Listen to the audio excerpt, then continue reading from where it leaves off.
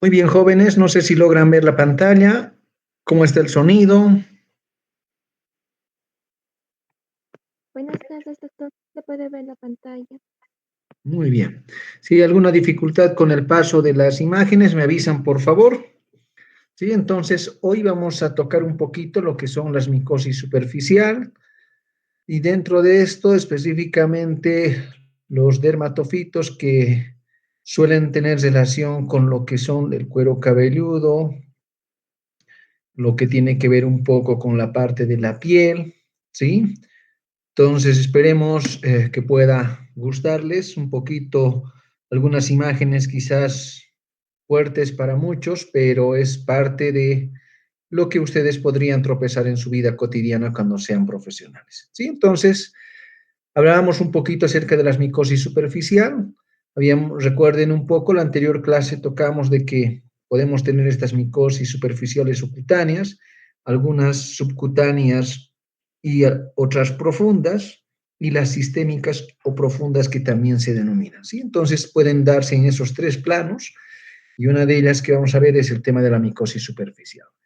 Desde luego son importantes y frecuentes que se suelen dar dentro de lo que es los problemas de micosis en el ser humano, porque son las que más ampliamente, se podría decir, están expuestas a esta interacción que se tiene con el medio ambiente, sobre todo con estos problemas micóticos exógenos, se podría decir, porque también ya hemos mencionado que hay algunos que son de origen endógeno, principalmente saprófitos, como lo que ocurre con los géneros de las cándidas, sobre todo, ¿no? Puede afectar la piel, sus anexos, como son pelos y uñas, puede afectar también las mucosas superficiales, como la parte bucal, nasal, ótica, en algunos casos conjuntival, en el caso de la mujer a nivel vaginal o en el caso del hombre el balano prepucial, ¿sí? Y desde luego, pues esto generarnos problemas que las más de las veces lo que sí hay que tomar en cuenta es el diagnóstico diferencial con otras patologías que hacen que sea fácil o difícil su diagnóstico de acuerdo a la epidemiología de cada una de las regiones, ¿sí? Como dices, son producidas por dermatofitos, las levaduras y otros hongos que suelen estar presentes. Podríamos mencionar que estas micosis se denominan también como tiñas o tineas, ¿sí? Y dentro de estos vamos a ver los que tienen que ver con el cuero cabelludo, denominados también como tiña capitis, los que tienen que ver con el cuerpo o zonas lampiñas, como son el tiña corporis, cruris, pedis, ¿sí?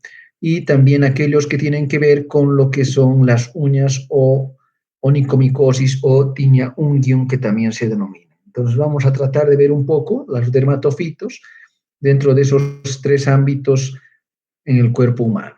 Las micosis superficiales, como dicen, son producidas por levaduras denominadas también en algunos casos como leburosis, principalmente de acuerdo a su agente causal, que es la Candida albicans, ¿sí? Y también podemos tener algunas otras micosis superficiales, como es la pitiriasis versicolor, piedra blanca, piedra negra, que son micosis que vamos a ir viéndolos en los siguientes capítulos, ¿sí? Entonces, hoy nos enfocaremos un poco a esto de lo que nosotros llamamos la dermatofitosis o dermatomicosis, que nosotros vamos a ir viendo a lo largo de esta clase. Entonces, si hablamos de dermatofitos o dermatofitosis, la definición que se da son estos micosis superficiales ocasionados principalmente por hongos del género dermatofito que parasitan tanto la queratina, afectando la piel sobre todo, las uñas y los pelos, y excepcionalmente puede invadir algunos tejidos profundos, ¿sí? No es el común denominador de este tipo de hongos. A estas afecciones también se las suele denominar como tiñas o tineas, y son en general las micosis que tienden a evolucionar de forma crónica. Cuando hablamos de forma crónica ya estamos haciendo referencia a que las más de las veces estas van a ser de duraciones prolongadas mayores a 6 meses.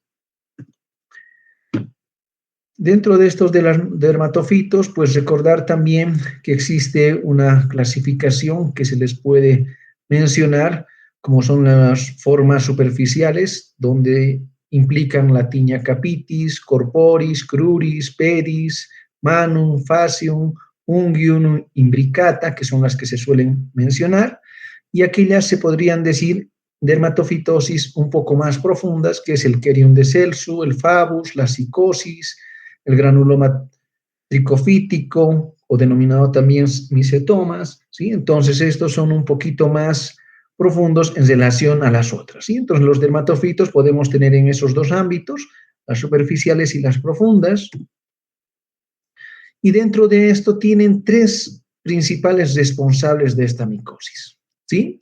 Por un lado está el trichopitum, el epidermopitum y el microsporum.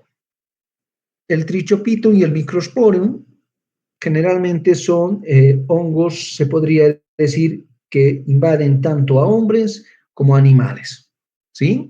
En cambio, el epidermofitum lo único que tiende a afectar es específicamente al ser humano.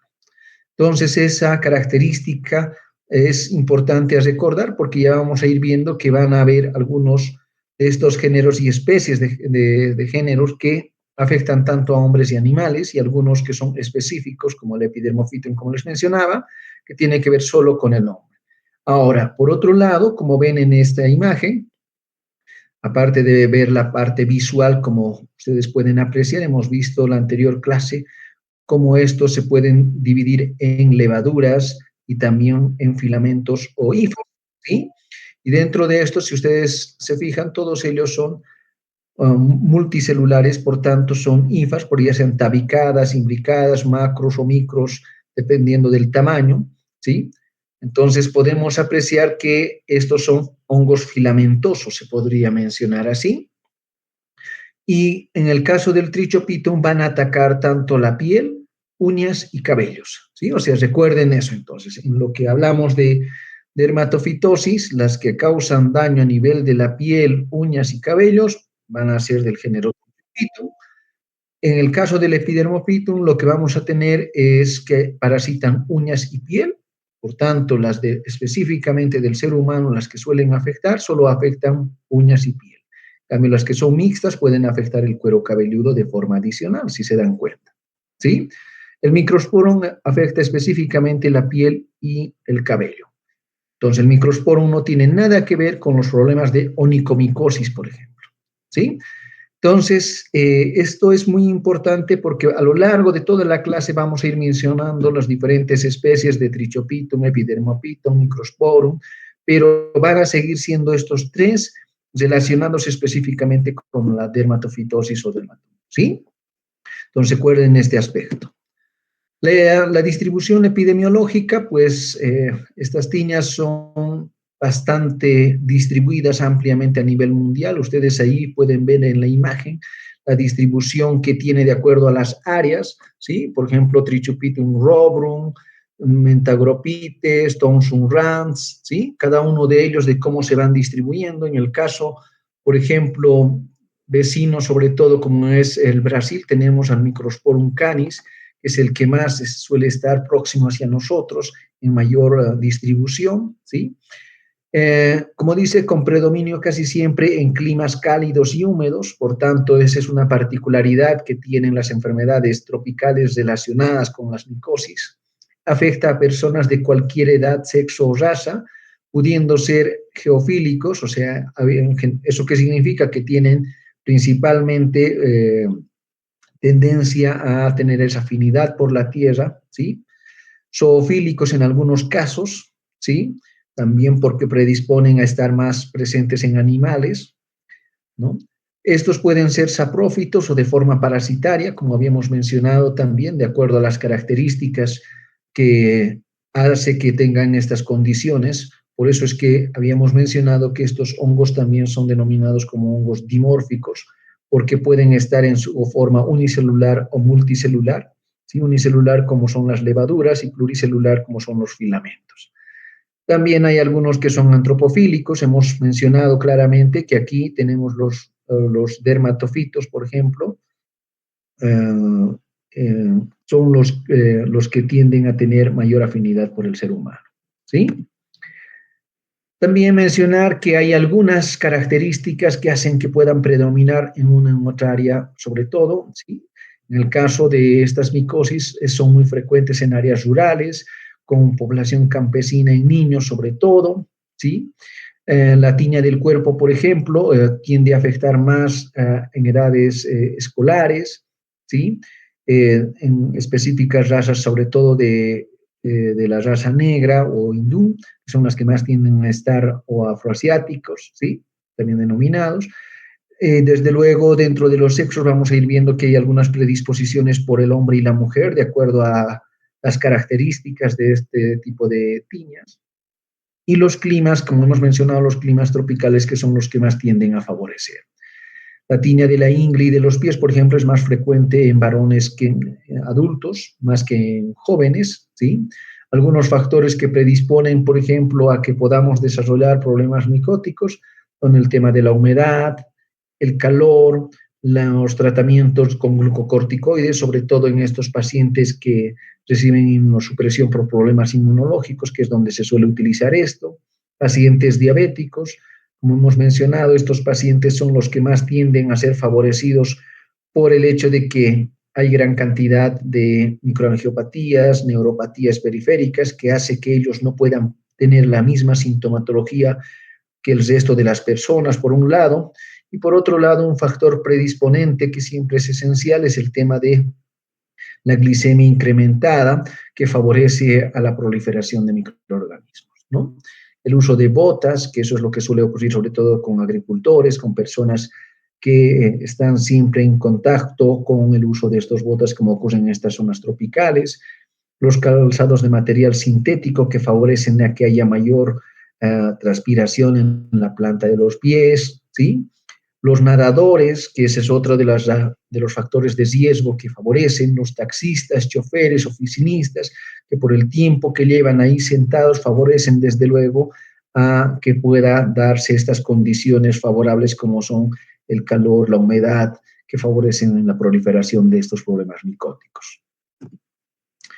Entonces, vamos a comenzar con lo que son las famosas tinea capitis o tiña del cuero cabelludo. Vamos a ver que estas infecciones o parasitaciones del pelo pueden darse evidentemente tanto en el cuero cabelludo como en los anexos que están próximos, que son las cejas o las pestañas, y que pueden estar implicados principalmente el trichopitum y el microsporum. Recuerden que estas eran las que más afectaban el cuero cabelludo. Por tanto, estos son micosis mixtas que afectan tanto a seres humanos como a animales. ¿Eso qué significa? ¿De quiénes van a estar en mayor riesgo si nosotros consideramos el origen de esto? ¿Mm? ¿Quiénes estuvieran en mayor riesgo de desarrollar problemas de tinea capitis?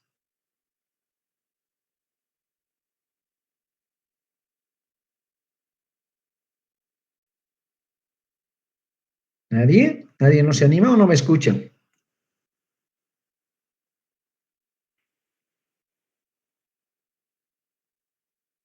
Entonces, esto para que recuerden, como hemos mencionado, trichopitum y microsporum son generalmente micosis que afectan tanto a hombres y animales. Por ende, si nosotros vamos a infectarnos, va a ser las más de las veces cuando tengamos contacto con animales o personas que tengan este problema. Las más de las veces, eso implica a que aquellas personas que están en contacto continuo con animales como los ganaderos o los que tenemos mascotas en casa, seremos los más propensos a desarrollar rápidamente estos problemas, ¿sí? Dentro de estos aspectos epidemiológicos, como dice, es una enfermedad casi exclusiva de los niños en edad escolar, 97%. ¿Por qué será? Porque son justamente este grupo etario que está más en contacto con las mascotas, que son los que no ponen límites si es que ustedes quieren entrar en contacto. Lo propio ocurre que puedan ellos entrar en contacto con otras personas, son los que más tienden a compartir objetos, por ejemplo, o estar en contacto continuo, ¿sí? Y desde luego también hay algunos otros factores como el tema de los depósitos de ácidos grasos, las glándulas sebáceas, que generalmente se dan de acuerdo al desarrollo que van teniendo ellos. Por tanto, esto, como recuerden que hemos mencionado en la primera clase, que los micosis tienen esa particularidad de ser acidófilos, que significa que tienden a ser favorecidos por el pH ácido, ¿sí? ¿Cuánto era el pH óptimo para la micosis? ¿Se acuerdan?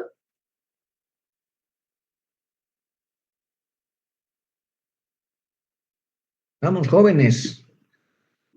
¿Mm? 5.4.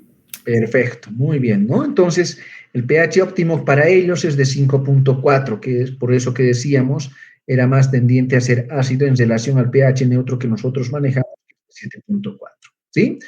Entonces, este depósito del sebo, el tema de las glándulas sebáceas, los ácidos grasos, hacen que estos niños, sobre todo en la edad prepuberal, sobre todo, tengan un incremento en la acidosis del pH. Y esto favorece a que, desde luego, ellos se puedan, como quien dice, multiplicar y ser favorecidos en su ambiente adecuado.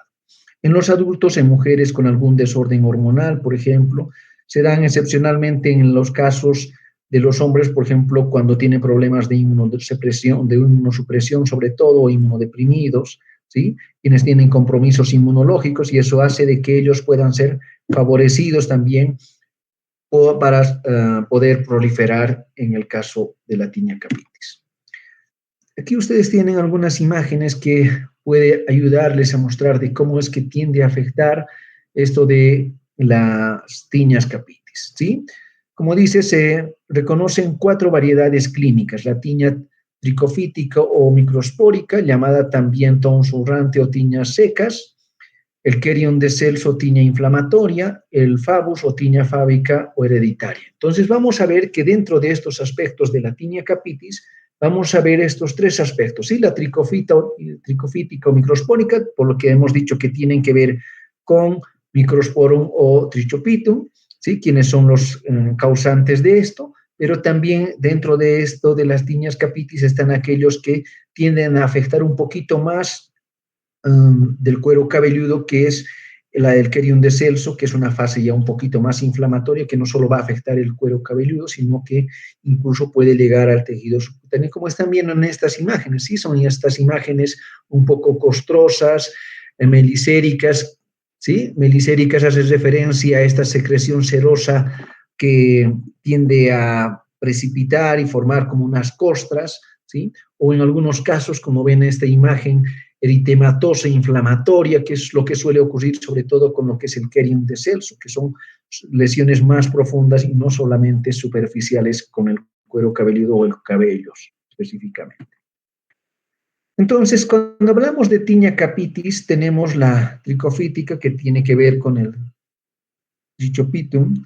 Tiene predilección, como dice, por los niños en edad escolar; excepcionalmente se presenta en adultos, no es el común denominador. Aparece como pequeñas epidemias en escuelas, guarderías e internados, porque hemos dicho que son justamente los que más tienden a estar en contacto entre niños, ¿sí? Se transmite de niño a niño porque es un contacto directo lo que va a permitir, o el compartir objetos contaminados, como lo que ocurre con las toallas o los peines, ¿sí? Es la variedad más común en el 85% de las tiñas a nivel del cuero cabelludo, y generalmente se inician cuando estas esporas que están presentes en el cuero cabelludo son diseminados para poder entrar en contacto con otros cueros cabelludos donde todavía no los hay, ¿no? Entonces esto favorece a que ellos puedan eh, buscar, se podría decir, otro huésped donde se puedan desarrollar de forma adecuada, y como tienen esa particularidad de poder generar problemas a nivel de los pelos y de la queratina, porque son queratofílicos, tienden a alimentarse, si es que ustedes quieren, de queratina, porque esto permite a que ellos puedan también multiplicarse y generar mayor tendencia en la multiplicación de las micosis, ¿no? De tal forma de que esto va a dar lugar a que tengamos problemas a nivel del cuero cabelludo como tal, por la degradación de la queratina.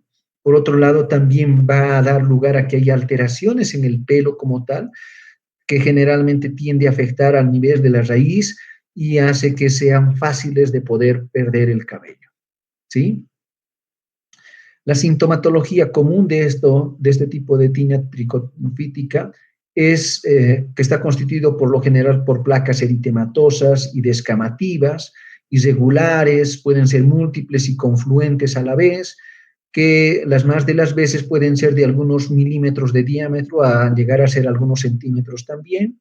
Las más de las veces en estas zonas vamos a ver que hay algunos pelos que van a estar como si hubiéramos entrecortado, como si es que fuera un aprendiz de peluquero, se podría decir que van a variar entre 1 a 2 milímetros de la salida del folículo, y puede en algunos casos verse incluso estas pequeñas vainas blanquecinas que son estas esporas que están rodeando al pelo, ¿sí? A lo que nosotros sabemos llamar como exotriz, ¿sí? Porque está por fuera del pelo.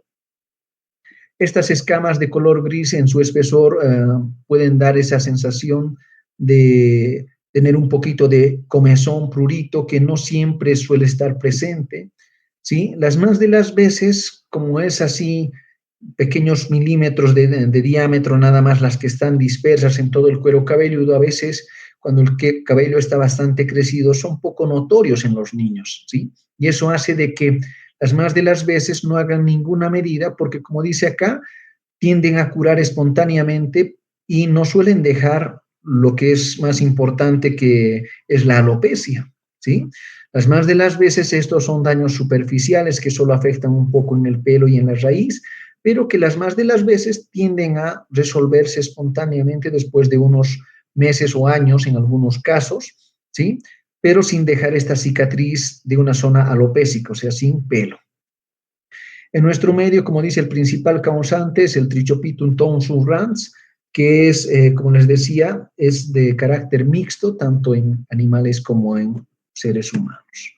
Y esta es un poco la imagen que ustedes pueden tener de este Trichopitum, que las más de las veces, como ven, son pequeñas lesiones así bien puntiformes, como si fueran, que les puedo decir, como la famosa caspa que ustedes conocen, que las más de las veces no le damos mayor importancia, pero también pueden haber zonas un poquito más afectadas de acuerdo al tiempo que tengan esta afección, y desde luego también un factor crucial dentro de todo esto, como en cualquier microorganismo que afecta a nuestro organismo, es el sistema inmunológico que termina definiendo, ¿sí?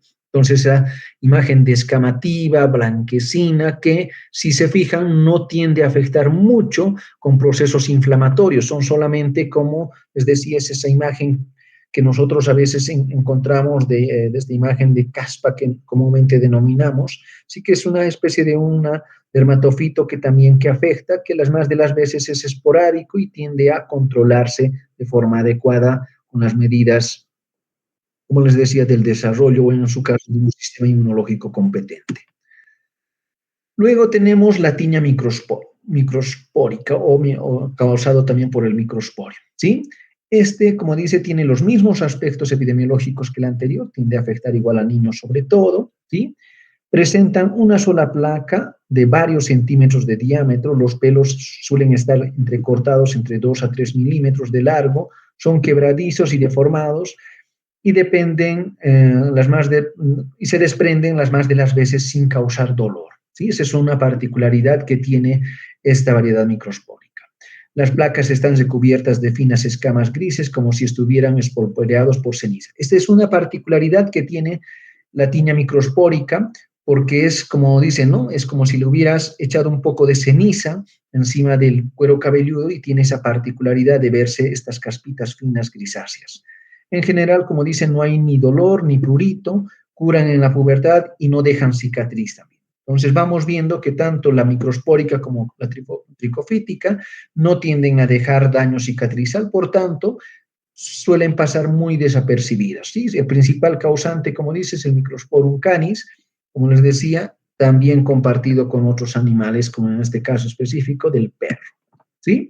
Entonces, ¿qué es lo que vamos a ver? Es esta imagen, miren, medio como si hubieran espolvoreado por la ceniza que nosotros tenemos del carbón, ¿no? Es esa imagen medio grisácea que uno puede apreciar, ¿sí? Y lo propio en esta otra imagen, la forma en que vamos a apreciar en el cuero cabelludo es esta que ustedes están apreciando, o en el cultivo, por ejemplo, esta imagen blanquecina, radiada, que suele encontrarse en el cultivo, ¿no? Entonces, eso es lo que suele ocurrir con el Microsporum canis. Cuando hablamos de tiñas ya un poco más profundas, de carácter inflamatorio, que es el caso, por ejemplo, del Cerium de Celsu, o tiña inflamatoria denominada también, es porque tiene esta imagen de panal, como dice, que es de donde viene este famoso Querion de Celso, que lo han descrito en los griegos principalmente, ¿sí?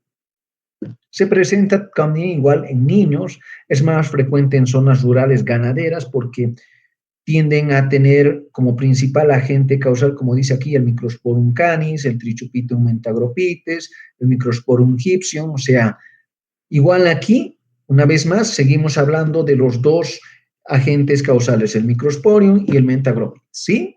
Entonces, las más de las veces son, como dice, transmitidos por la manipulación de ganado vacuno y equino, por tanto, vacas y caballos, ¿sí? El origen del proceso inflamatorio no se debe en sí a que ellos vayan a afectar, sino más bien es una reacción inflamatoria que genera el mismo huésped a la presencia de estos microorganismos, ¿no? Entonces, esto nos muestra que el daño en realidad es más un problema de antígeno-anticuerpo que se genera para que se pueda dar estas lesiones, ¿sí?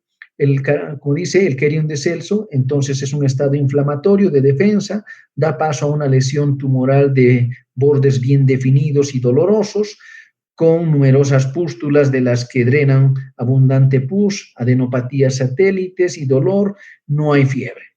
Entonces, esto nos muestra de que esta alteración ya no es meramente algo superficial, sino que ya implica un proceso inflamatorio, porque al haber paso a nivel subcutáneo de la circulación, se podría decir sanguínea que se da, pues va a dar lugar a que también en algunos casos se puedan dar estas adenopatías satélites, sobre todo retroauriculares, retrooccipitales, que uno puede apreciar, ¿sí? La respuesta inmunológica elimina al parásito, pero deja, como dice, estas zonas que han dado esos procesos inflamatorios, van a terminar siempre generando un proceso cicatricial, ¿sí? Que es la fibrosis. Como en todo otro proceso inflamatorio, las más de las veces la forma en que se regenera es mediante la fibrosis. Entonces, estas zonas fibróticas cicatriciales, evidentemente, ya no van a dar paso a estos folículos pilosos y evidentemente va a terminar como generando estas zonas alopésicas que las más de las veces vamos a encontrar. Este tipo de Querion también puede localizarse a nivel de la barba o el bigote, lo cual se denomina como psicosis, que lo vamos a ir viendo un poquito más allá. Entonces, es esta imagen, la del Querion de Celso, como ustedes pueden apreciar, es una zona con bordes bastante delimitados una vez más, ¿sí? Pero es donde también se ve las formas más activas, con lesiones pustulosas, ¿sí? Descamativas, ¿no? Lo que pueden apreciar aquí son las eritematosas por el proceso inflamatorio, ¿no? Entonces, estas costras mielicéricas, que esa es una de las particularidades, ¿sí? Ustedes ya pueden ver aquí que no solamente es una imagen de un pelomar cortado, se podría decir, sino aquí ya hay una infección, una sobreinfección que muestra esta imagen micótica, ¿sí? Entonces, cuando hablamos de Querion de Celso, recuerden que estamos hablando entonces ya de un daño que no solamente queda a nivel del pelo, sino que ya es un poco más profundo en la dermis. Por otro lado está también la tiña fábica o el fabus que se denomina, ¿sí? Se llama también tiña hereditaria porque puede persistir desde los primeros años hasta la edad adulta. Es causada principalmente por el Trichopitum schwenleni, que es una variedad, una vez más, que tiene que ver igual al tipo de hongo que afecta a hombres y animales, ¿sí? Se caracteriza por pequeñas lesiones eritematosas y pustulosas aisladas. Son un poquito más aisladas en relación al Querion de Celso. Pueden tomar, como dice, todo el cuero cabelludo, cubiertas de costras amarillentas que presentan una concavidad central en folículo que suele denominarse los famosos godets o signo típico de lo que es una lesión fábica, ¿sí? Ocasionalmente invaden uñas y piel glabra, ¿no? Entonces, esto es un poquito más difícil que pueda afectar a nivel de las uñas, es más frecuente a nivel del cuero cabelludo sobre todo. Dejan alopecia cicatrizal también de forma permanente, porque igual son procesos inflamatorios que se dan a nivel del cuero cabelludo, y estas se pueden considerar como diagnóstico diferenciales con problemas de foliculitis en general, lupus eritematoso sistémico, que suele darse sobre todo en su carácter discoide, ¿sí? Y en algunos casos también con problemas de alopecia en general que se pueden dar por carácter genético, ¿sí? Entonces, es esta imagen, si ustedes ven aquí, a esto hacen las famosas signos de Godet, estas pequeñas placas con la parte central un poco medio hundida, ¿sí? A eso es a lo que nosotros llamamos los famosos Godets, ¿no? Entonces, ahí ustedes tienen estas lesiones que las más de las veces son bastante amplias, como pueden ver en la imagen de la derecha, por ejemplo, ¿sí? Son bastante amplias que hacen que uno pueda tomar en cuenta como diagnóstico diferenciales con problemas alopésicos sobre todo, y esto suele darse también con problemas de lupus discoide, que lo van a ir viendo seguramente en medicina interna, que lupus eritematoso es alguien que no respeta nada tampoco, ¿sí? Es la gran simuladora, también se la llama, porque puede simularnos cualquier otro problema a nivel articular, a nivel cutáneo, a nivel sistémico, porque es ¿qué se puede decir? Muy relacionado con el tema inmunológico, por tanto, puede haber afección en cualquier sistema u órgano que se pueda dar en el organismo, ¿sí? ¿Cómo podemos hacer entonces el diagnóstico a nivel de la tinea capitis? Las más de las veces, lo más importante está en el manejo epidemiológico, que ustedes no se deben de olvidar siempre, ¿sí? Esto, por un lado, es crucial porque solo así van a poder considerar la presencia de estos problemas micóticos.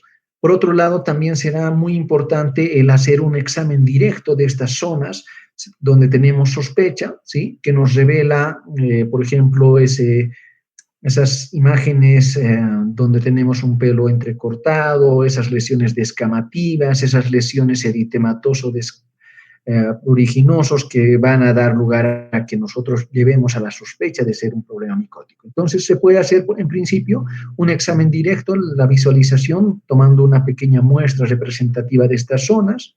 Como dice acá, se coloca generalmente en 2 portaobjetos. Las más de las veces, si uno quiere clarificar, puede utilizar el hidróxido de potasio, que se utiliza al 10%, que facilita muchísimo la observación. Y en algunas otras ocasiones, a veces, si no se tiene buena expertise para poder apreciar, también se pueden utilizar los cultivos que uno puede generar para que se puedan identificar claramente el agente causal, ¿sí? Cuando no existen, por ejemplo, pelos cortos, como en el caso de las tiñas inflamatorias, se pueden tomar escamas o la pus que está ahí, ¿no? Entonces, es otra forma de poder identificar también de forma directa. Es importante considerar diagnósticos diferenciales. Y dentro de esto, la tiña seca o alopecia areata, que es la que alopecia areata, que es la que se suele denominar, la dermatitis seborreica, la psoriasis, ¿sí? También pueden dar algunos problemas secundarios de la sífilis, que es otra de las grandes simuladoras que ya van a ir viendo ustedes seguramente en bacterio, que han debido ver ya un poco el treponema, ¿sí? Pero sobre todo cuando vayan viendo medicina interna van a ver que es otra de las que puede afectar y confundirnos con estos problemas micóticos. En el caso de las tiñas inflamatorias para el Carión de Celso o la fábica, hay que considerar la foliculitis descalvante, el lupus eritematoso sistémico, el impétigo, que como ven son como especie de piodermitis que se van generando a nivel impetiginoso, ¿sí? Que las más de las veces pueden ser confundidas con problemas meramente bacterianos y no es así, ¿sí? Entonces, cuando apreciamos una imagen microscópica, ustedes pueden apreciar acá que vamos a ver estas zonas filamentosas, principalmente del trichopitum, que va a tener esas segmentaciones de forma adicional, ¿sí? Entonces, un filamento segmentado, engrosado, ¿sí? Que está principalmente, como ven en estas fibras, que nosotros estamos viendo que son los pelos, ¿sí? Por otro lado, también podemos apreciar que sean endotrix, que significa que están dentro del pelo, o exotrix, que estarán fuera del pelo, ¿sí? Entonces, estas imágenes, por ejemplo, imágenes que nos permiten apreciar en el microscopio que pueden estar confluentes alrededor del pelo, ¿sí? Entonces, esa es una forma bastante sencilla que uno puede identificar la presencia del microsporum o el trichopitum, que son los agentes causales más importantes que tienen que ver con la afección del pelo del cuero cabelludo principalmente. Por otro lado, también está la tiña de la barba o bigote, ¿sí? O denominado también tiña barbae, para algunos también denominado como psicosis, ¿sí? Es exclusiva de varones adultos, porque ellos son los que tienden a tener esto de la barba y el bigote. Se localiza, como dice, tanto en la barba y el bigote y a veces en algunas ocasiones, de acuerdo a las características fenotípicas de cada uno, puede afectar, desde luego, también si invade la barba el tema del cuello, generar problemas a ese nivel. Se caracteriza por estas pequeñas lesiones pustulosas foliculares que se van a dar justo en el folículo piloso. Las más de las veces pueden ser aisladas o agrupadas y que tienden igual a tener esta característica de ser de evolución crónica. Pueden dejar zonas alopécicas cicatrizar porque es un proceso inflamatorio el que genera, ¿sí? Se inician las más de las veces como una placa eritemato-escamosa, o sea, enrojecida, descamativa, ¿sí? Que las más de las veces es bastante pruriginosa, y las más de las veces también puede ver unas pequeñas vesículas como si fueran pequeñas ampulitas, si es que ustedes quieren, ¿no? Esas son las vesículas, como lesiones ampulosas.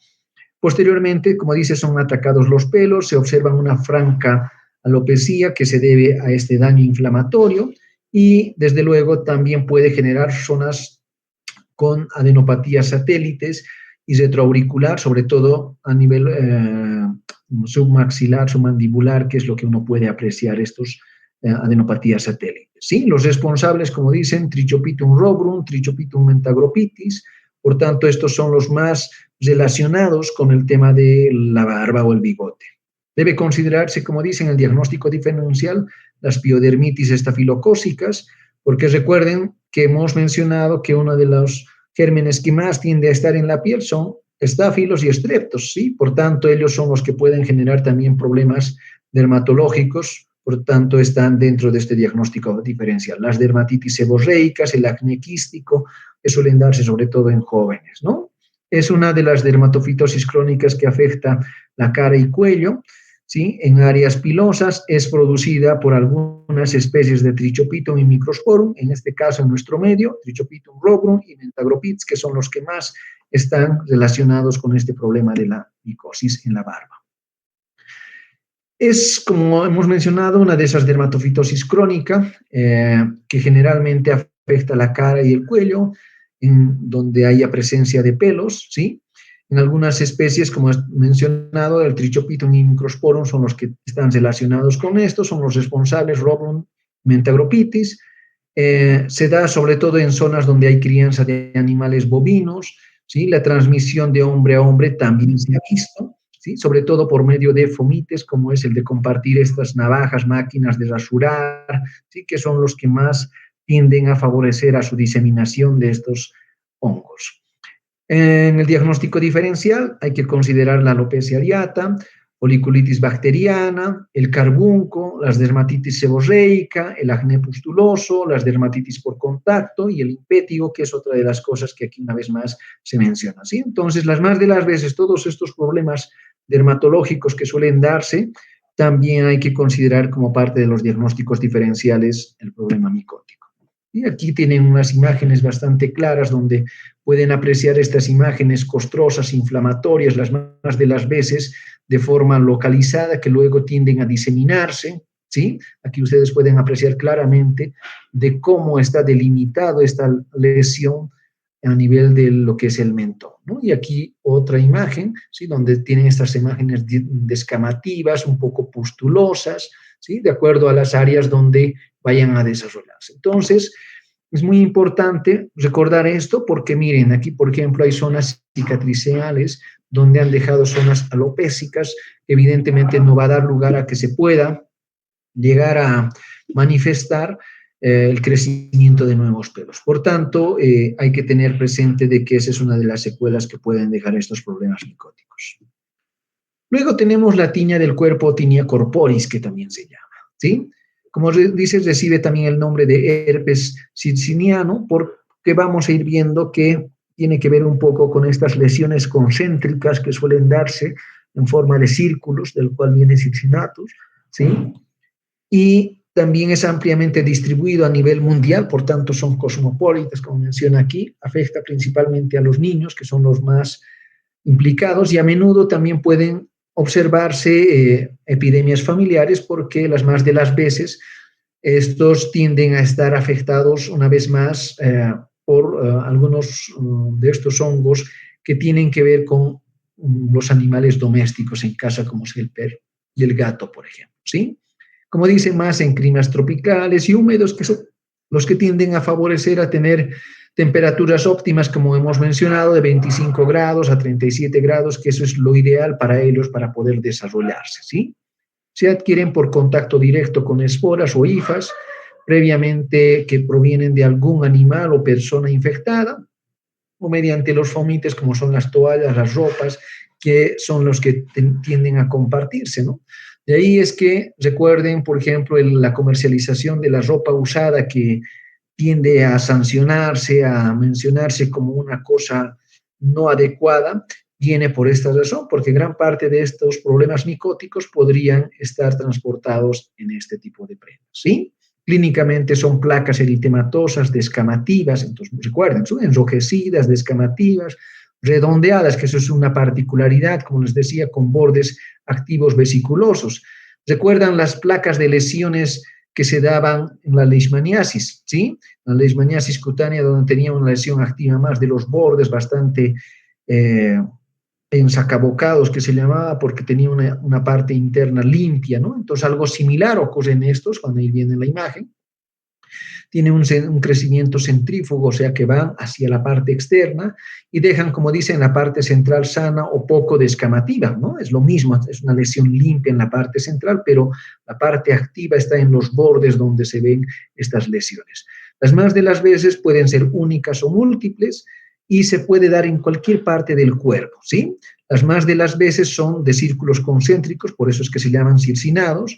El prurito es variable y las más de las veces iguales de evolución crónica. Por tanto, tiende a afectar por largos periodos de tiempo, ¿sí?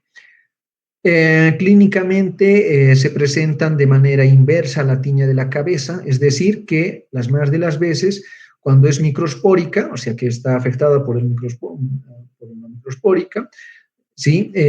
Se observan múltiples placas eritematosas, escamosas, circulares y bien delimitadas en distintas partes del cuerpo, y es más frecuente en niños, ¿sí? No porque tengan más susceptibilidad, sino, como dice, por la costumbre de jugar con perros y gatos, ¿no? Una vez más, esta es una particularidad que tienen los niños de tener esa afinidad por los animales, ¿no? En cambio, la variedad tricofítica se caracteriza por estas placas eritematosas, escamosas, únicas y muy extensas, ¿no? Entonces vamos viendo cómo estas microspóricas, que eran un poquito más pequeñas, aquí son un poco más bien agrandadas, por eso dice a la inversa de lo que hemos visto en el cuero cabelludo. Los principales responsables tienen que ver con Trichopitum rubrum, Microsporum canis y Trichopitum tonsurans. Entonces, como ven una vez más, los que están relacionados son Microsporum y Trichopitum, que son los hongos que están relacionados con animales y seres humanos. El diagnóstico diferencial hay que hacer con el granuloma anular, que es un problema que suele presentarse, la psoriasis localizada, sí que es un problema inmunológico que también da esta sensación de lesiones, el impétigo costroso, ¿sí? Las dermatitis seborreicas, las dermatitis por contacto, las famosas escaldaduras, si es que ustedes quieren, ¿sí?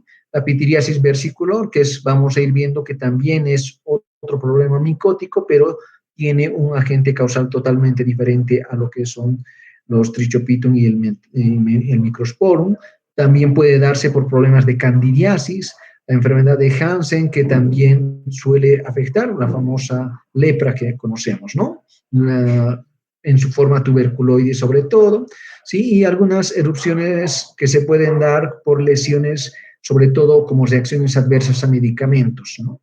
Que uno puede también presentar. Entonces, estas son esas lesiones, como les decía, de bordes bastante activos que ustedes pueden apreciar, ¿sí? En la parte central pareciera que estuviera sano, es como si es que alguien se hubiera caído sobre un objeto redondeado donde solo ha marcado la parte periférica, ¿sí? Porque a veces uno puede pensar de que ha tenido alguna lesión por algún traumatismo al ver estas imágenes, si es que ustedes pueden apreciar, ¿sí? Entonces, pero tiene esta pequeña descamación fina. Las más de las veces estas partes periféricas son las que más tienden a ser pruriginosas, ¿sí? Y en la medida que estos van creciendo, evidentemente lo único que vamos viendo es esta parte periférica activa y el resto bastante limpias, sin mayores daños, ¿no? Entonces, esa es una de las características que uno puede tener con estas tiñas del cuerpo que puede ayudarnos a diferenciar de otras lesiones. Luego tenemos la tiña inguinal o tinea cruris, ¿sí? Ya de hecho nos está diciendo que este va a afectar específicamente a lo que son la parte inguinocrural, ¿sí? Se llaman también, como dice, eczema marginado de hebra, que predomina sobre todo en varones adultos, es cosmopolita también, ¿sí? Frecuente en países tropicales porque favorece la humedad una vez más. Sufren principalmente las personas obesas, diabéticas, que transpiran mucho, que usan ropa muy apretada o que provocan irritación y que permanecen las más de las veces sentadas. Entonces, si nosotros consideramos este aspecto, ¿quiénes van a ser los más desfavorecidos en ese sentido? ¿Mm? ¿Quiénes serían los que más paran sentados?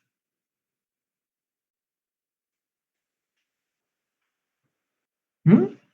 Los estudiantes, que andan clase por clase y andan sentados, ¿no ve? No, las más de las veces los profesores, los oficinistas, los choferes, ¿no? Quienes son los que más tienden a estar ahí y sobre todo, claro, como están sentados, por eso han debido ver a muchos de estos choferes que tienen unos asientos que están cubiertos con una especie de un plástico que permite una mejor ventilación, parecido al cable, ¿sí? Entonces esto favorece a que ellos puedan tener una mejor ventilación y eviten la transpiración. Es lo que no ocurre, por ejemplo, con estos asientos tapizados de cuero o cuerina, que son los que favorecen a que haya mayor humedad. Entonces, imagínense, en esas situaciones, claro, va a favorecer a que se puedan dar estos problemas de una mayor humedad en estas zonas inguinales, ¿sí? Afecta una o ambas regiones inguinocrurales, puede extenderse al periné, al pubis, abdomen, glúteos y muy pocas veces afecta escroto y pene, que esa es otra particularidad de esto, ¿no? O sea, no es el común denominador que vaya a afectar los genitales, más bien es más la parte perineal la que tiende a afectar. Como dice, clínicamente se caracteriza por estas placas eritematosas, descamativas, con bordes una vez más bien definidos, mostrando una mayor actividad una vez más a nivel periférico, siempre en esos bordes donde hay mayor descamación. Pueden encontrarse algunas lesiones vesiculosas o vesículopustulosas también, ¿sí? O sea que van a tener un contenido un poco seroso, pero también otros purulentos. En las formas agudas se observan eritema intenso, mientras que en las crónicas hay una liquenificación. ¿Qué significa? Que hay una tendencia a hacer una piel medio acartonada, endurada. Eso es la liquenificación, ¿sí? Casi siempre el prurito está presente, ¿no? Entonces, una particularidad el hecho de tener estas lesiones con gran escozor.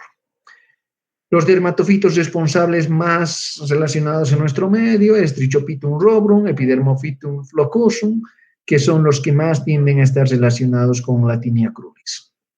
Debe considerarse dentro de su diagnóstico diferencial el intertrigo candidiásico, que ya vamos a ver más adelante cómo la Candida albicans también puede llegar a generar este tipo de lesiones, las dermatitis de contacto, o sea, las escaldaduras, ¿sí? Sobre todo en el caso de las personas un poco gorditas, es muy frecuente que tengan problemas de dermatitis de contacto, que sí, las más de las veces puede uno confundirse con eso. La psoriasis invertida, la dermatitis seborreica, que son los que uno puede terminar de generar como confusión, ¿no?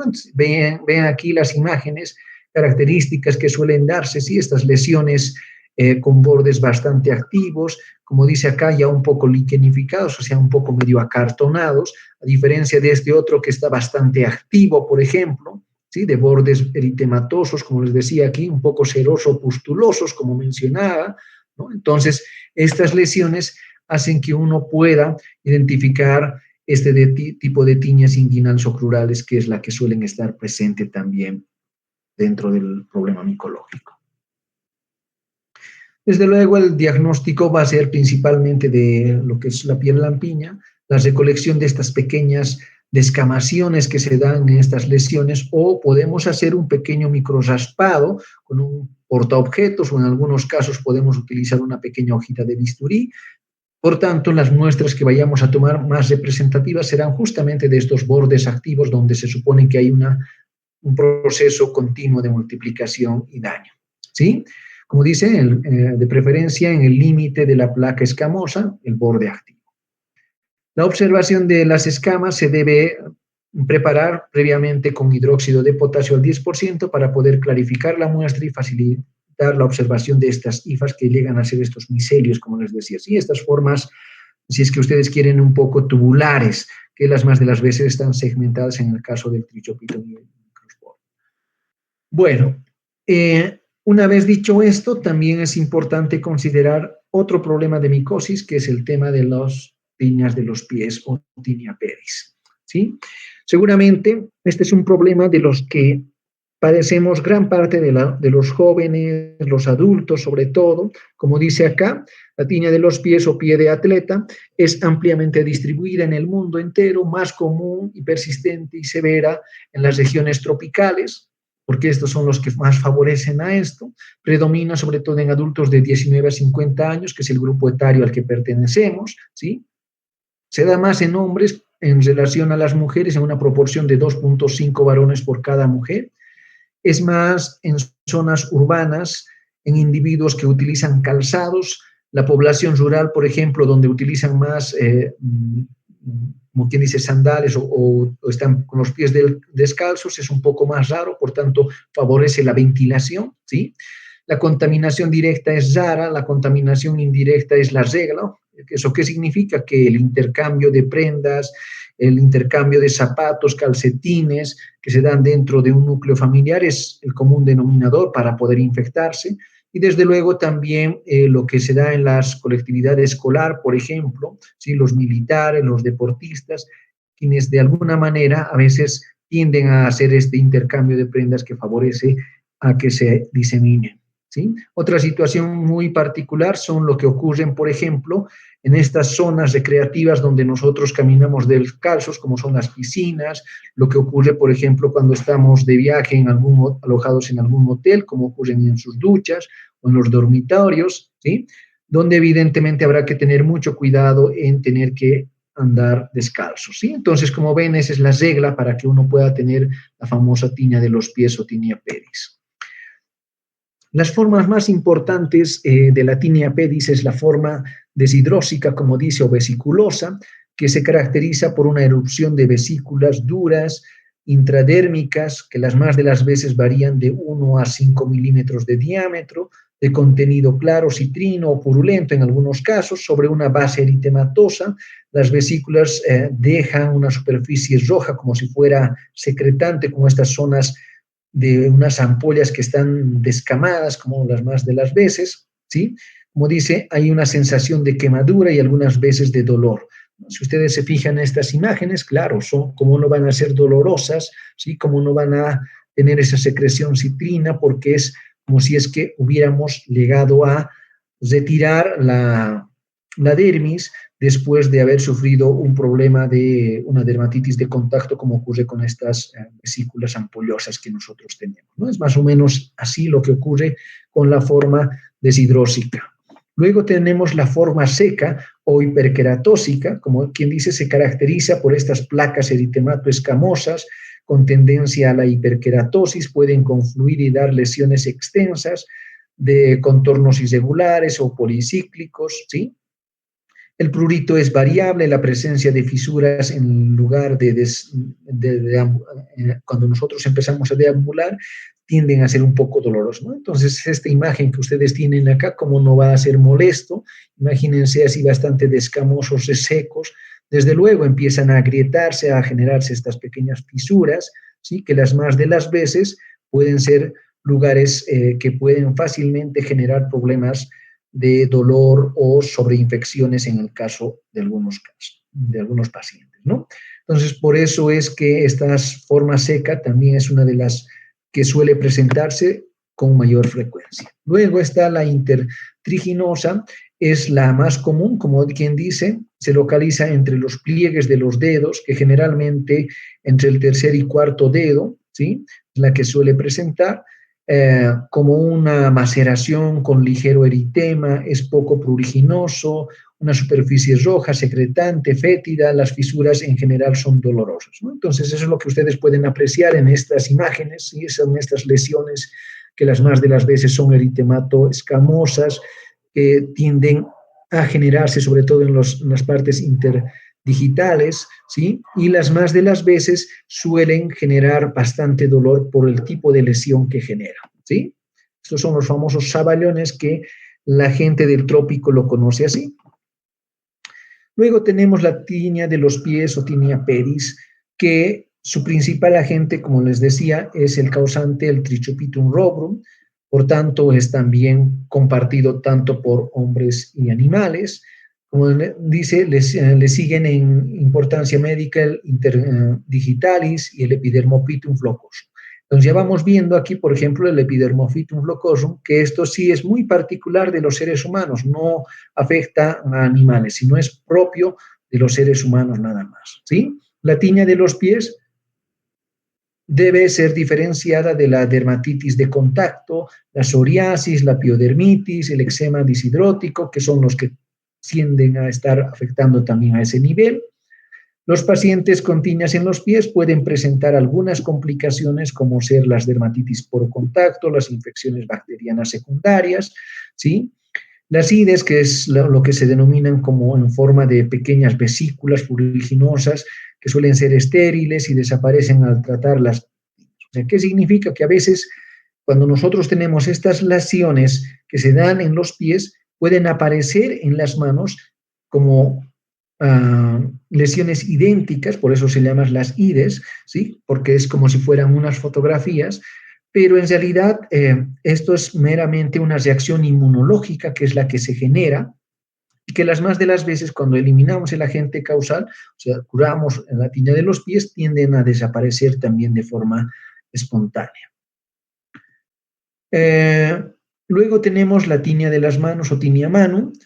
Se describe de forma aparte porque también es cosmopolita, predomina en varones adultos, principalmente esto está relacionado con, como quien dice, con el trabajo, ¿sí? No es tanto así como ocurre con las otras tiñas donde podemos ver en niños o en adultos, sino esto tiene que ver más con la ocupación manual que tienen. Y también en parte a la excesiva sudoración que las más de las veces puede afectar las palmas y las plantas, como dicen, y sobre todo en el dorso de la mano, que es lo otro que se puede dar. Como dice, la forma crónica es la más frecuente, que se caracteriza por una anhidrosis, por tanto es una resequedad total, hay una hiperkeratosis, o sea, hay una sensación de endurecimiento de la piel. En algunos casos pueden haber algunas placas eritematosas, descamativas, con acentuación de los pliegues en la flexión sobre todo. Sí, ahí es donde se puede apreciar sobre todo estas lesiones. Los principales causantes de los dermatofitos es el Trichopitum rubrum y el Trichopitum mentagropits, que son los que más están relacionados en nuestro medio. Debe diferenciarse clínicamente de los problemas de dermatitis de contacto, que suele darse, por ejemplo, cuando nosotros utilizamos estos detergentes o algún otro tipo de sustancia que pueda ser dañina para la piel, ¿sí? El eczema desidrótico, la psoriasis, que son problemas inmunológicos que siempre hay que tener presente como diagnóstico diferencial. Entonces, aquí ustedes pueden apreciar esas lesiones descamativas, en algunos casos un poco eritematosos, ¿sí?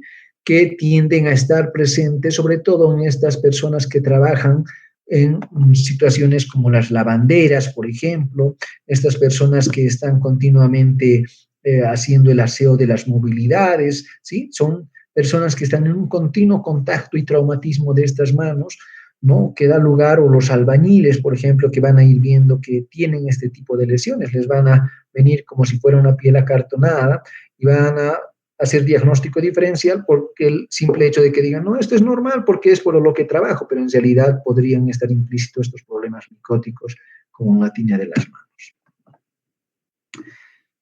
Casi al último ya estamos con el tema de la tinea de las uñas o tinea ungio o onicomicosis, que también se denomina. Como dice, se llaman también onicomicosis, es también cosmopolita, por tanto está ampliamente distribuido y su incidencia ha aumentado en los últimos años porque sobre todo hemos visto de que esto se debe a que hay predominio en el sexo de los, en ambos sexos, ¿sí? Da por igual, se da más por encima de los 40 años, ¿sí? Y esto ha ido aumentando en la medida en que los adultos y los jóvenes hemos terminado generando problemas de intercambio de prendas, como hemos dicho, y las más de las veces la infección de las uñas no es tanto ya como una infección de una infectada a otra uña infectada, sino más bien por vecindad. Estos problemas de tinea pedis generalmente terminan en problemas de onicomicosis. Los factores que predisponen, como dice, trastornos circulatorios. Por tanto, estas personas que tienen problemas de microangiopatía diabética, por ejemplo, o estas personas que tienen problemas de insuficiencia venosa, ¿sí? Las famosas varices, ¿sí? Pueden darse por enfermedades neuróticas como las endocrinas o metabólicas, lesiones de la humedad, lesiones por calor local, las prácticas deportivas frecuentes que generan trauma, ¿sí?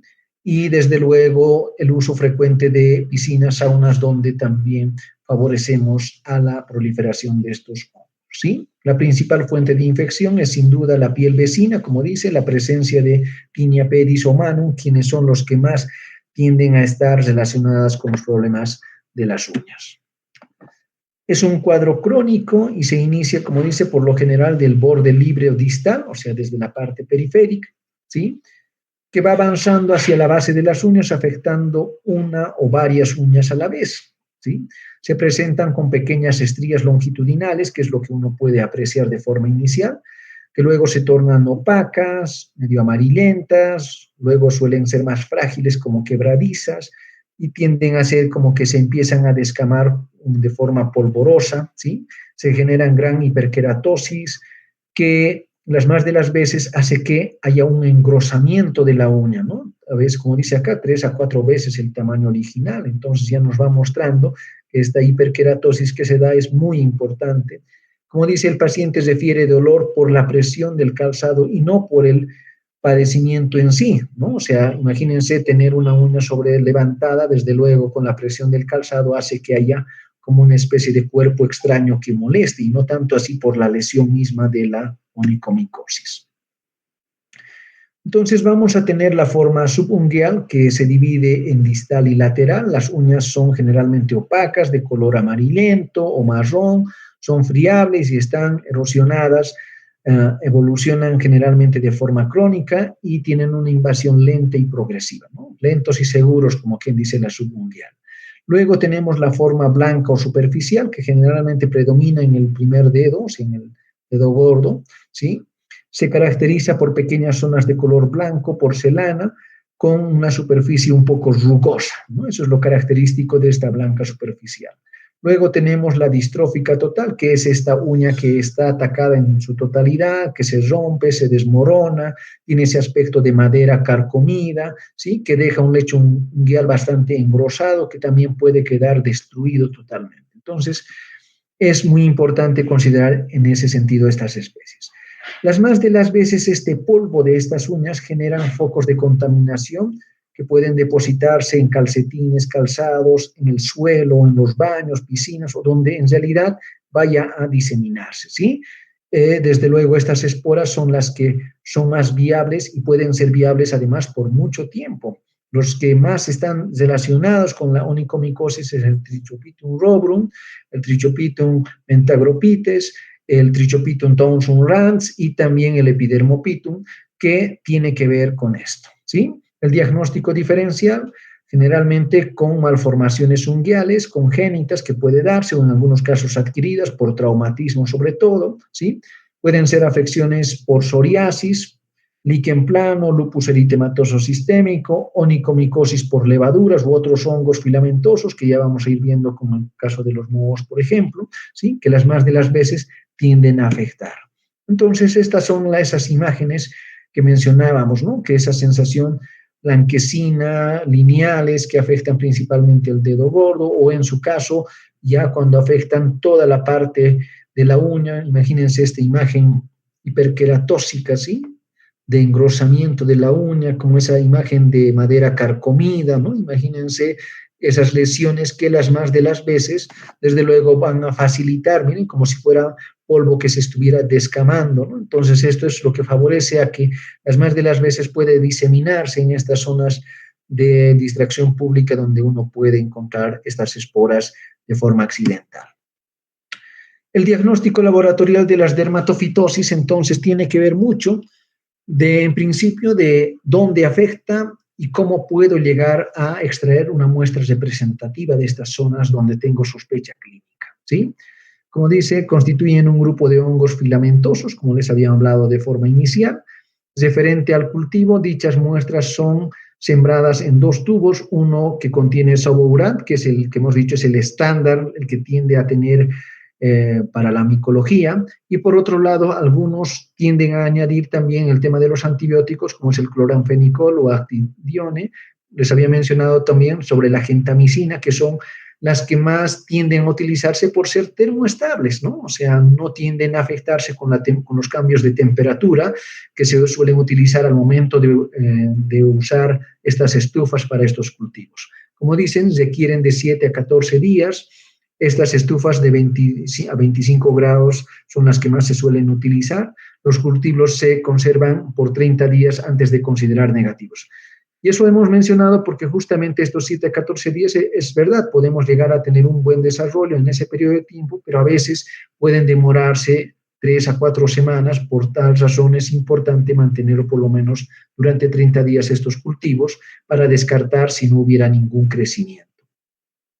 La base de la identificación de los hongos filamentosos en general y de los dermatosfitos en este caso particular es el estudio de la parte macro que podemos visualizar en el microscopio, o la parte micromorfológica que también nos va a permitir ver sobre todo en la vida saprófita cuando nosotros vemos en su distribución amplia, ¿sí? Esto se realiza, como dice, mediante la lectura y la observación de los cultivos, ya sean primarios o secundarios, ¿no? Dependiendo de cómo llegamos a generar. El estudio macromorfológico de las colonias lo vamos a apreciar en estos cultivos de cómo ellos van creciendo, ¿sí? Que si es de comienzo de desarrollo, la velocidad de crecimiento, la extensión o tamaño de estas colonias, el aspecto de la superficie de las colonias, textura, color, forma, que son los que nos van a ayudar a poder diferenciar uno u otro germen en este caso, ¿sí? El pigmento en las colonias, la difusión al medio de cultivo, el pleomorfismo, que nosotros vamos a ir apreciando desde luego para ver. Micromorfológicamente también es importante poder ver si es de tipo micelio, filamentoso, las diversas variedades de esporulación u otras estructuras que nosotros podemos apreciar para poder decir qué tipo de micosis es. Y desde luego para esto se emplean 2 técnicas, ¿no? Por un lado está el disociar estos pequeños fragmentos de colonia que nos van a permitir ver en los portaobjetos, ejerciendo esta presión, o en su caso también podemos hacer meramente cultivos sobre estas láminas que nos van a permitir ver la presencia de estas colonias. ¿Sí? Aquí ustedes tienen entonces esos aspectos de pequeños microcultivos que uno puede realizar para diferenciarlos, ¿sí? O el crecimiento que van generando el Microsporium canis con el Microsporium mentagropyx, por ejemplo, el Gypsium en este caso, ¿sí? Que uno puede diferenciar en los Microsporium de las especies, ¿sí? Canis del Gypsium, que uno puede apreciar en el cultivo o en su caso microscópico también, ¿sí? Donde vamos a ver más formas macroscópicas que en relación a las microscópicas, ¿no? Entonces, un poco es esa relación la que hay que tener en cuanto a la parte morfológica, es decir, este aspecto general que se dan dentro de los problemas micóticos. Para tener un diagnóstico correcto, aparte de lo que implica, es importante tener una buena historia clínica, ¿sí? La parte clínica es esencial para poderte orientar si vamos a requerir o no alguno de estos estudios de apoyo laboratorial que hemos mencionado, ¿sí? Por ejemplo, el tener una historia clínica de estar en contacto con animales, estar en piscinas, gimnasios, el uso de ropa o calzados cerrados, ¿sí? Síntomas como son el prurito, las lesiones descamativas, estos bordes activos que nos van mostrando dónde podrían estar dándose estas lesiones, es una de las cosas que nos tiene que despertar la curiosidad si podría estar o no relacionado con el tema micológico. El examen físico, ¿sí? El ver estas lesiones anulares de bordes elevados con un centro claro, por ejemplo, en el tema cutáneo, pues me ayudará muchísimo a poder tener una idea, ¿no? El diagnóstico de laboratorio, es importante tomar en cuenta este raspado que nosotros hacemos de la piel con el portaobjetos o, como les decía, utilizando una hojita de bisturí, haciendo una clarificación con el hidróxido de potasio al 10%. En su caso, también podemos utilizar estos cultivos en agar de Sabourac y, desde luego, otro de los aspectos, sobre todo con cuando vayamos a ver un poquito de lo que son las lesiones con pityriasis versicolor y lo que es otro tipo de lesiones, es esta famosa lámpara de Wood que se hace con una luz fluorescente para poder diferenciar, por ejemplo, algunos problemas micóticos como ocurre con el Microsporum canis, que uno puede diferenciar, ¿sí? Ahora, el tratamiento, las más de las veces, como hablamos, es un tratamiento, las más de las veces prolongado, no es un tratamiento de dosis única, sino hablamos de semanas de tratamiento y en algunos casos hasta meses, dependiendo del tipo de lesiones, de la cronicidad y desde luego de las características, ¿sí? Por ejemplo, una onicomicosis no será lo mismo que una micosis cutánea o una dermatomicosis, una tinea capitis, por ejemplo, ¿no? Serán totalmente diferentes y las más de las veces se pueden utilizar en algunos casos, como dicen, las tiñas de la cabeza o barba, las tiñas de las uñas, tiñas de la piel, las más de las veces el ketoconazol, el itraconazol, la crisiofulvina, el fluconazol, que son los azoles que tienden a estar relacionados con controlar sobre todo lo que hemos dicho, el componente esencial que es el ergosterol, que está presente en la membrana plasmática de estas micosis, ¿sí? La crisiofulvina, por ejemplo, va muy bien, que es el más indicativo, por ejemplo, para el Cerium de Celso, ¿sí? Para esas lesiones costrosas, meliséricas, pustulosas. Si ven, la crisiofulvina es la que mejor tiende a actuar en estos pacientes. El ketoconazol, el itraconazol y el fluconazol puedes utilizarlos en problemas micóticos. El fluconazol, por el hecho de ser dosis única, diaria o semanal en algunos casos, es que favorece muchísimo a una mejor tolerancia. El ketoconazol tiende a utilizarse las más de las veces con dosis de cada 12 horas y eso tiende a ser un poquito más tendiente a generar efectos adversos. El itraconazol va muy bien también de forma diaria, pero el detalle es que también puede generarse efectos adversos. Por tanto, de acuerdo a las características y tolerancias del paciente, uno puede determinar utilizar uno u otro de estos azoles que son los que se utilizan en la terapia, ¿sí? Eso de forma sistémica, ¿no? También lo podemos utilizar de forma tópica o local, ¿sí? Como dice, útil en casos donde hay poca extensión de estos daños, se debe emplear por lo menos en lo que son las tiñas de piel lampiña, que dan buenos resultados, el ketoconazol, el itraconazol, miconazol, ciclosporix, bifonazol, clotrimazol, ¿sí? Y aquí falta de forma adicional les digo ahora. Por ejemplo, una de las cremas que suele venir muy frecuentemente con el miconazol son estas cremas como el 4D, ¿no? Que las más de las veces facilita muchísimo controlar porque viene asociado con betametasona, gentamicina, que ayudan a controlar y también a controlar el problema del prurito, ¿no? Del escozor o los cuadros inflamatorios que se puedan generar en estas zonas. Por eso es que las más de las veces vienen asociados a un corticoide y a un antibiótico, ¿no? Entonces, es así. Como ven, el tiempo aproximado que se recomienda en el caso, por ejemplo, de las tiñas de la cabeza es de 6 a 8 semanas, o sea, estamos hablando de mes y medio a 2. El tiña de los pies y manos de 5 a 6 semanas, el tiña del cuerpo y de la ingle 3 a 4 semanas, el de las uñas y de las manos pueden ser de 5 semanas, pero el de los pies, como ven, tiende a utilizarse de 2 a 3 meses, ¿no? Entonces, como ven, son tratamientos bastante prolongados, no son tratamientos cortos, por un lado, y por otro lado también está la adherencia del paciente frente a los efectos adversos o el mismo costo que implica, ¿no? No son medicamentos bastante económicos, son medicamentos que tienen costos importantes y cualquier medicamento que vayas a utilizar por largos periodos, pues no hay economía que, como quien dice, sea sostenible en el tiempo, ¿no? Entonces son aspectos esenciales a considerar cuando uno trata la micosis.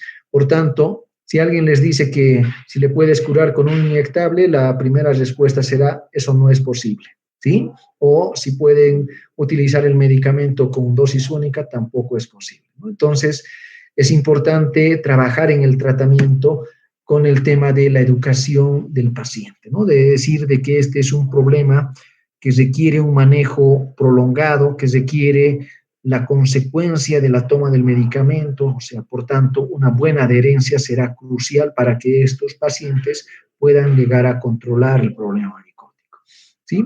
Dentro de las actividades preventivas o profilácticas que nosotros llamamos, será muy importante el tema de la higiene personal diaria, como hemos visto, que eso es un aspecto crucial a considerar, ¿sí? El no compartir algunos fomites o prendas, como es el tema de toallas, peines, zapatos, que siempre hay que tener presente. El uso de sandalias en duchas públicas, porque es ahí donde más tiende a compartirse y diseminarse el tema de las esporas que suelen estar presentes. Revisar mascotas, porque esa es una de las cosas que da lugar a que haya una transmisión zoonótica, favorecida por el hecho de tener animales domésticos que si nosotros no hacemos un control adecuado, no vigilamos si tienen o no tienen este tipo de lesiones, claro, es difícil poder llegar a evitar que no terminemos nosotros infectados o en su caso nuestros hijos que tienden a estar más en contacto con ellos, ¿no? Los niños sobre todo, son los grupos etarios más vulnerables. Evitar la ropa húmeda o ajustada, ¿sí? Entonces, en el caso especial de la ropa sintética, sobre todo que tiende a generar problemas de dermatitis de contacto que puede favorecer con el tema de la humedad, pues favorece muchísimo a que puedan tener estos problemas micóticos, ¿sí? Entonces es esencial considerar, sobre todo en aquellas personas que tienden a transpirar mucho, un aspecto crucial es utilizar una ropa cómoda y no ajustada. Puntos claves que debemos recordar de lo que es el problema micótico de las dermatofitosis es que son muy comunes, ¿sí? Altamente contagiosas, pero fácilmente tratables en la medida en que nosotros podamos diagnosticar de forma oportuna, desde luego. Las más de las veces el diagnóstico clínico más un laboratorio sencillo, con la apreciación de estas IFAs, puede facilitar el diagnóstico. Debe diferenciarse según su localización anatómica con estos otros problemas que hemos mencionado, que es muy importante tener siempre presente el diagnóstico diferencial. Eso es lo que en realidad va a permitir tener el éxito o fracaso de cualquier medida que nosotros vayamos a tomar. El tratamiento debe ser adecuado y sostenido porque, como hemos visto, si no es un tiempo adecuado, va a tender a tener estas recaídas. Por tanto, también a favorecer lo que es la resistencia, ¿sí? Por tanto, es crucial tener que educar una vez más a estos pacientes a que esa inversión que ellos están haciendo para tratarse, si no es completada, si no es por el tiempo establecido, tiende a tener estas recaídas y evidentemente todo ese dinero será, como quien dice, derrochado y no con el fin con el que se ha utilizado, que era lograr la cura, ¿no? Entonces es muy importante reflexionar en ese sentido a los pacientes. Muy bien, con eso concluimos esta parte de los dermatofitos, que como ven es bastante amplio, pero muy frecuente. Y por otro lado, es crucial saber diagnosticar. Seguramente muchos de ustedes habrán reflexionado y habrán dicho, no, pues algunas de estas lesiones son comunes en algún familiar o quizás en alguno de ustedes mismos, sobre todo el tema de las onicomicosis, que es muy frecuente, o la tinea pedis, que es otra de las cosas muy frecuentes, ¿sí? Habrá la necesidad de tener que hacer un tratamiento, si fuera el caso, y tomar todas estas medidas preventivas que hemos recomendado para no volver a tener similares problemas a futuro, ¿sí? No sé si hay alguna duda, pregunta, algo que quieran aclarar.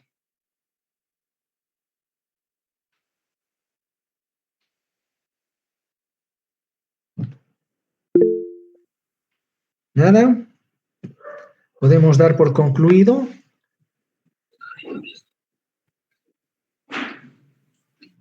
Doctor, le preguntaron por el chat. A ver, veré. Deme un minutito.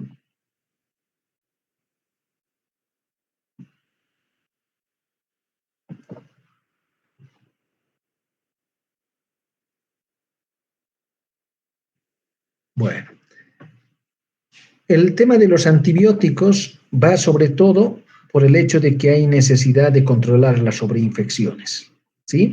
sea, cuando nosotros perdemos la continuidad de la dermis, evidentemente estamos dando lugar a que puedan invadir fácilmente la parte eh, subcutánea o en la parte, como quien dice, el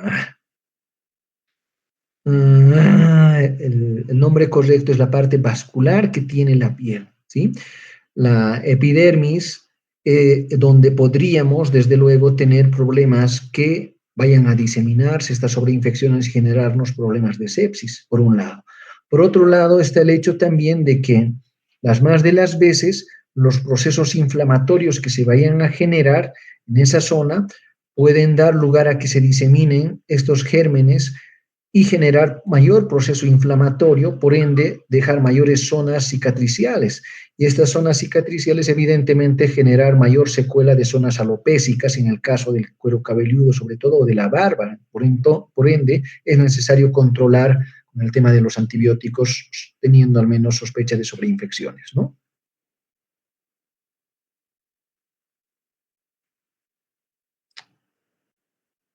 ¿Algo más?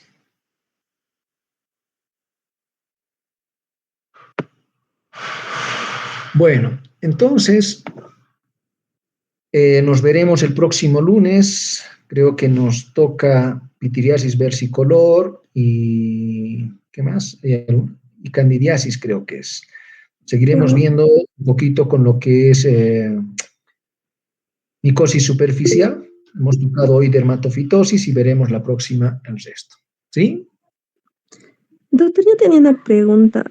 Adelante, Hay Andrea. dos hongos que mencionó al principio. Uno eran del cuero cabelludo. Y mi pregunta era, ¿por qué en uno era la inflamatoria que era más que nada la respuesta del cuerpo humano, ¿no? O sea, del sistema inmune.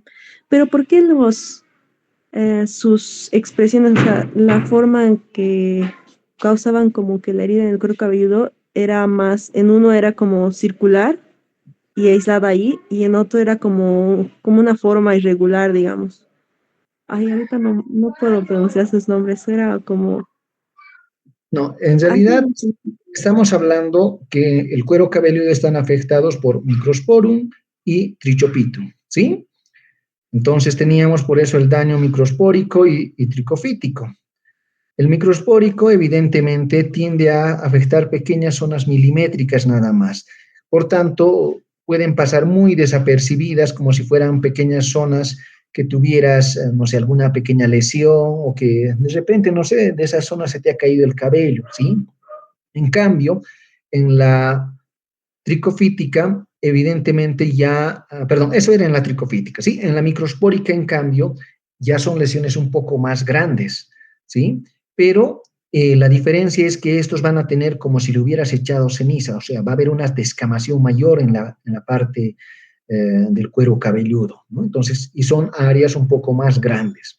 Ahora, si hacemos la diferencia con las superficiales y profundas, ahí cambia un poco la figura. Estas también suelen estar afectados por Trichopito y Microsporum, pero que lesionan no solamente la parte superficial de la dermis, sino incluye la capa subdérmica, incluso subcutánea, donde ya vamos a apreciar estas lesiones, como ocurre con el Querion de Celso o la piña fábica, que son lesiones que ya van a dejar cicatrices, por tanto hay un proceso inflamatorio y estas sí van a dejar zonas alopésicas, ¿sí?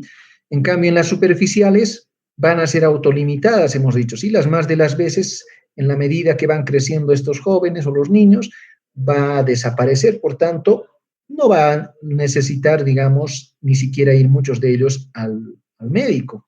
Pero en gran parte, como los niños hoy en día les encanta también verse bien, claro, a nadie le va a gustar tener una zona alopésica donde pareciera que le hubieran cortado mal, ¿sí? Entonces los papás rápidamente ubican esto y es motivo de consulta, dándoles cualquiera de estos antimicóticos que hemos mencionado, ketoconazol, itraconazol, fluconazol, pues, de forma sistémica, controlaremos rápidamente, ¿sí? Para las líneas superficiales. En cambio, en las profundas, como el Querion de Celso o la fábica, como les había mencionado, la grisofulvina es la que más suele tener efecto y tiende a recomendarse, ¿sí? También puedes utilizar el fluconazol, el itraconazol, pero necesitas un largo periodo y son más tendientes a hacer resistencia a ellos en relación a la crisofulvina, que es más adecuado. Oh, sí, gracias, doctor. Sí. Muy bien. ¿Alguna otra duda? Micología es muy bonito en el sentido en que ustedes vayan entendiendo este paso a paso. ¿Sí? En la medida en que ustedes sepan de que las más de las veces, gran parte de estos problemas micóticos los adquirimos de los animales, son muy pocos los que tienden a afectar al ser humano o propios del ser humano, como lo que hemos dicho, el dermatophytum, que es el único de esos tres géneros que hemos mencionado, sobre todo en los dermatofitosis, ¿sí? Entonces, hay que tomar en cuenta ese aspecto. Y lo otro, también a nivel dermatológico, es muy fácil su diagnóstico, donde vamos a tener ya un poquito más de complejidad para poder identificar y poder, como quien dice, tener un diagnóstico correcto, son los de micosis profundas, donde también los diagnósticos diferenciales son un poquito